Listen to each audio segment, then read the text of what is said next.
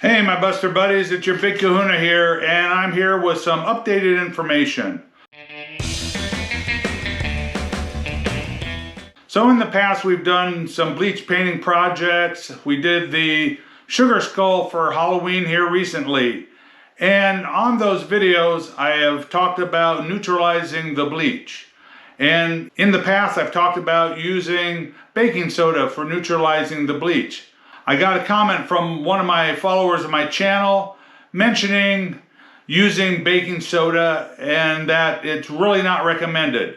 Well, I did a little bit of research and I found that you can use baking soda to neutralize certain types of bleach. But your regular household, like Clorox bleach, which is a chlorine bleach, that you should always use hydrogen peroxide. And so I've come to find out that yes, I've been telling you some bad information, and so I'm here to update that.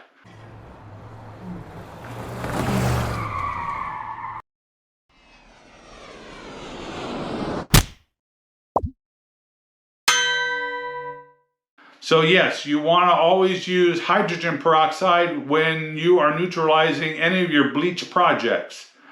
And so the formula for that, it's 10 parts water to 1 part hydrogen peroxide.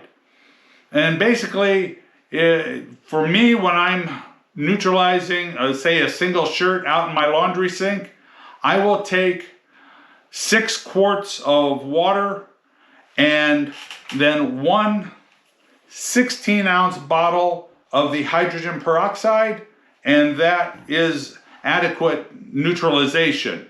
So that will help neutralize your bleach. So that gets it right close to your 10-to-1 ratio.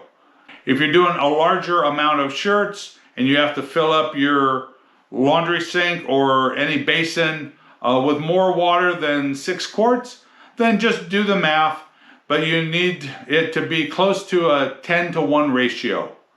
Anyway, that's our information for today.